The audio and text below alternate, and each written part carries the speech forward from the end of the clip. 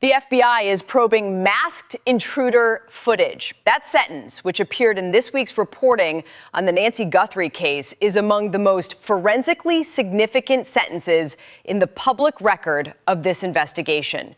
If footage of a masked intruder connected to this case exists and is being examined by federal investigators, it means the investigation has visual evidence of a human being that it did not previously have in the public record, or at least has not previously confirmed having. Visual evidence is a different category of forensic material from hair DNA, ransom notes, or behavioral profiles. It shows you something rather than pointing toward something. A person's physical dimensions, their gait, their clothing, the way they move in a space. Even when a face is obscured by a mask, the total information available from footage of a moving person can be analyzed and compared against known individuals in ways that narrow the suspect field significantly. The moon phase theory that has emerged alongside the footage detail connects to the question of when the footage was captured and under what environmental conditions. If investigators are using lunar phase data to establish the precise timing of what the footage shows, they are conducting exactly the kind of environmental forensics that narrows an investigative timeline from a general estimate to a specific defensible date and time. At 80 days, an investigation that is now probing video footage and applying environmental analysis to establish its timeline is an investigation that is moving forward, not standing still.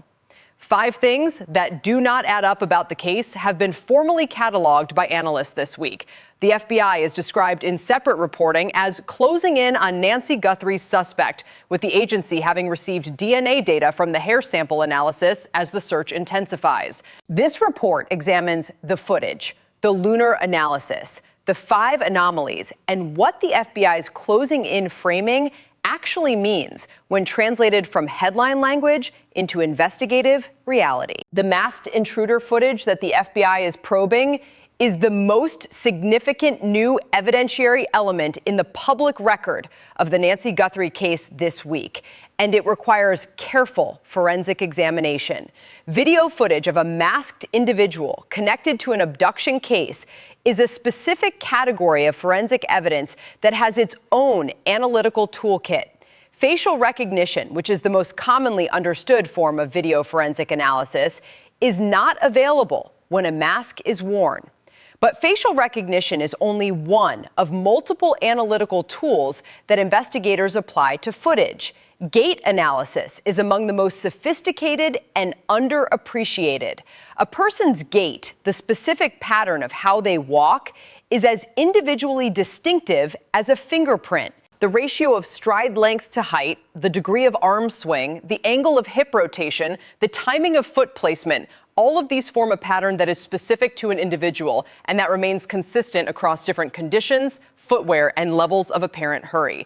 Gait analysis can identify an individual from footage where the face is obscured, and the FBI's technical teams have applied this technique in investigations where other identification methods were unavailable. Body morphology analysis is another available tool. A person's height, estimated from footage against known reference points in the environment, their build, the proportions of their limbs relative to their torso, the way they hold themselves when stationary. All of these are measurable and comparable even when a face is hidden. Clothing and equipment analysis is a third tool. If the intruder in the footage is wearing specific garments or carrying specific items, those items can be traced through purchasing records, distribution channels, and retail data to narrow the population of people who had access to them. Specific athletic shoes, specific types of jackets, specific tools or equipment all have evidentiary histories that can connect a specific individual to a specific piece of evidence. The moon phase connection to the footage suggests that the footage was captured at night, in outdoor or semi-outdoor conditions where ambient light was primarily natural rather than artificial. The specific lunar conditions at a specific date and time are are precisely calculable from astronomical data. If investigators can establish the lunar phase visible in the footage or the lighting conditions consistent with a specific lunar phase, they can narrow the date and time of the footage to a specific window. That window then allows them to correlate the footage with other time-stamped evidence, surveillance from nearby cameras, witness accounts, and phone records to build a more complete picture of the events captured. The FBI probing this footage is a specific investigative action that requires resources and technical expertise. The Bureau does not apply those resources to footage without a basis for believing the footage contains actionable evidence. The decision to probe the footage means investigators believe it shows something relevant to the identification of the person responsible for Nancy Guthrie's abduction. The 5 anomalies that do not add up about Nancy Guthrie's disappearance represent the investigative boundary of the current public understanding of this case. And their formal catalog this week is worth examining in the context of everything else this investigation has produced. In a case that has generated the volume and variety of expert commentary, forensic analysis, and investigative reporting that the Guthrie investigation has, the formal identification of specific anomalies that remain unresolved tells the analytical community something important. It means that the accumulated evidence and analysis, taken together, still leaves specific gaps that no available framework adequately explains.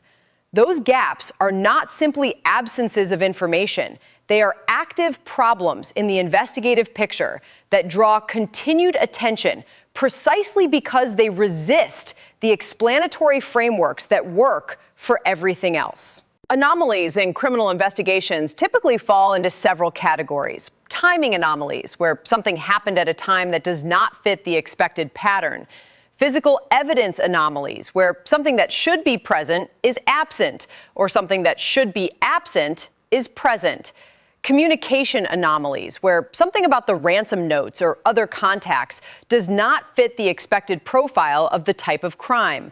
Behavioral anomalies, where the perpetrator's actions before, during, or after the crime do not match what the available profile predicts. And witness anomalies, where something about who knows what and when they knew it does not add up. The Guthrie case has produced anomalies in all of these categories at various points in the investigation.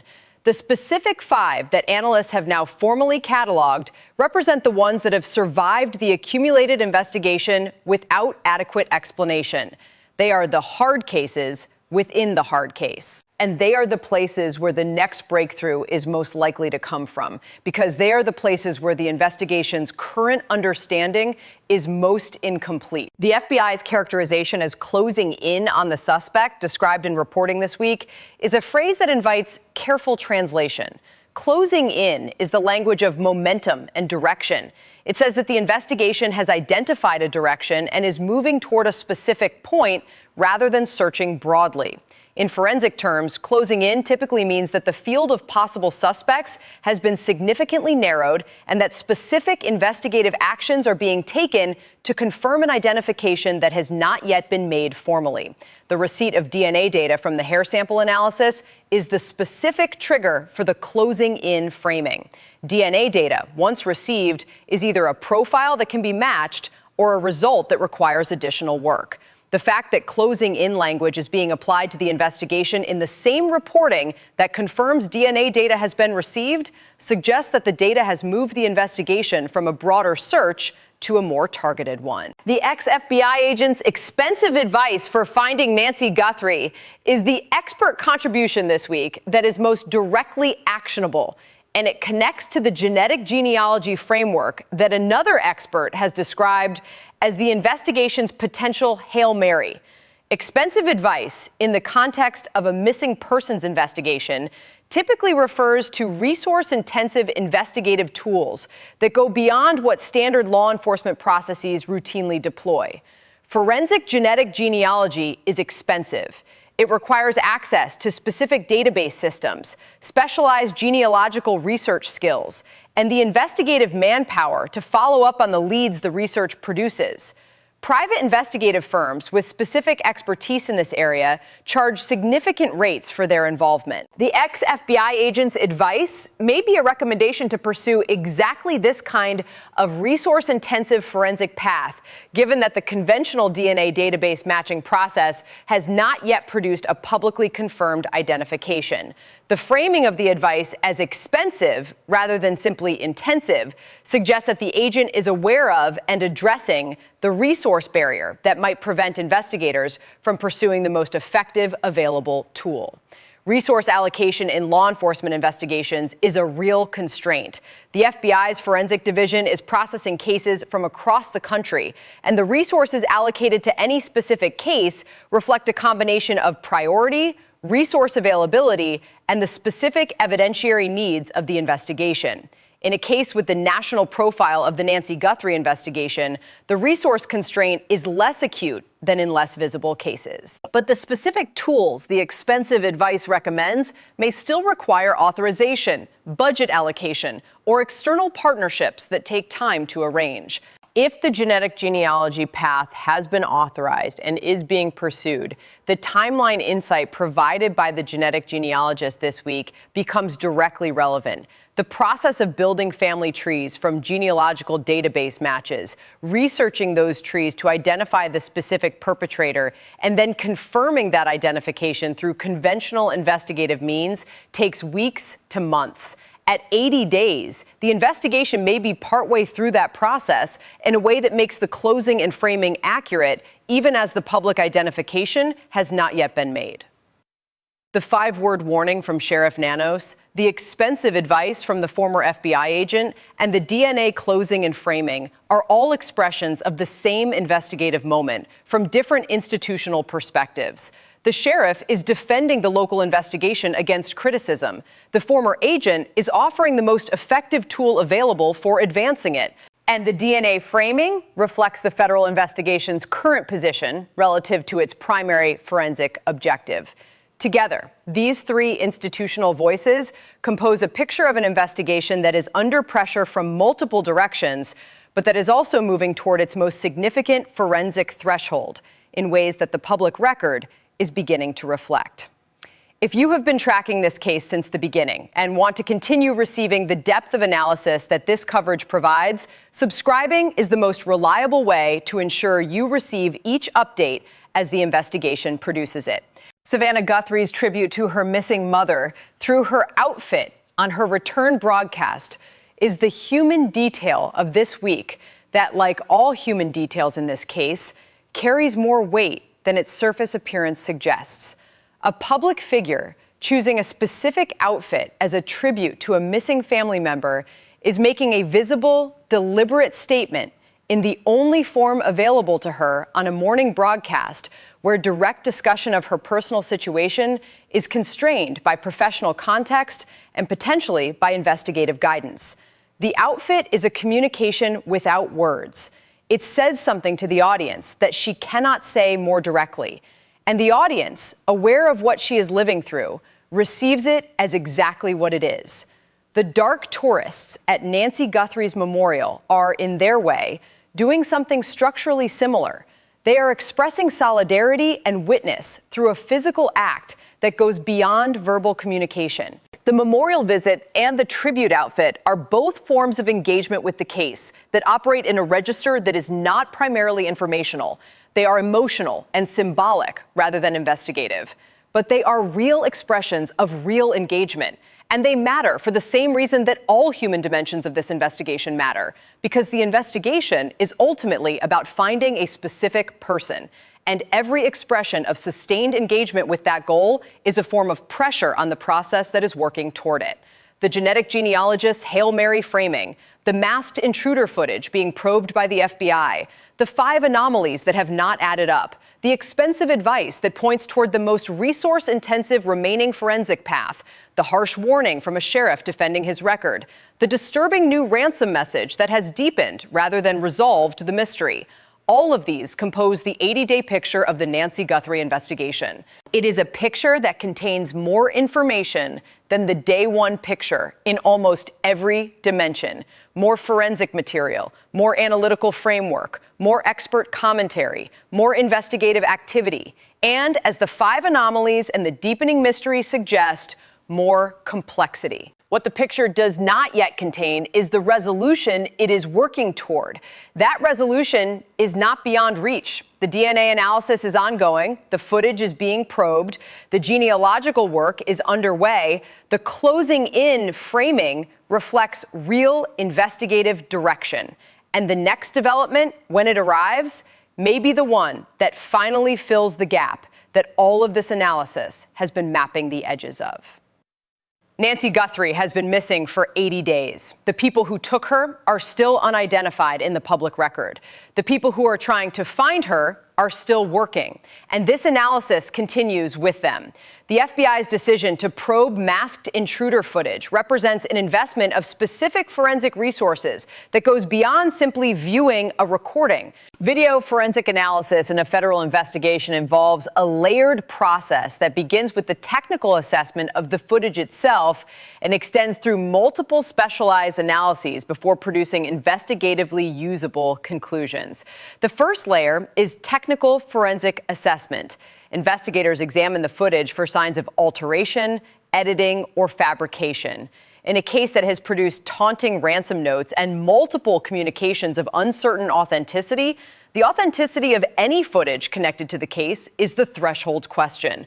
If the footage is authentic, meaning it is what it appears to be and has not been manipulated, it becomes a genuine evidential object. If it shows signs of manipulation, it becomes a different kind of evidence. Evidence of someone's attempt to create or manipulate visual information connected to the case. If the footage passes the authenticity threshold, the second layer is enhancement. Modern video forensic enhancement can improve the clarity of footage that was captured under suboptimal conditions, apply noise reduction to low-light recording, stabilize shaky footage for analysis, and sharpen blurred elements to the degree that the original information in the recording permits. Enhancement cannot create information that was not captured, but it can make visible what was captured but not immediately apparent. The third layer is the analytical examination of specific elements. This is where gait analysis, body morphology assessment, and clothing and equipment analysis occur. Each of these is a specialized discipline with its own methodology. Gait analysis may involve comparison against known video of specific individuals to assess whether the gait patterns are consistent. Body morphology assessment involves dimensional analysis against known reference points in the footage. Clothing and equipment analysis involves comparison against databases of specific products. The moon phase connection to the forensic timeline analysis sits at the intersection of astronomical data and environmental forensics. If the footage shows natural light conditions, investigators can calculate the lunar phase and approximate time of day from those conditions, combined with the known location if the footage was captured outdoors or near windows. This analysis can narrow the capture time of the footage from a general date estimate to a specific window that then allows correlation with other evidence. The closing in framing applied to the investigation in the context of the DNA data receipt and the footage probing is a precise and informative description of the investigation's current state.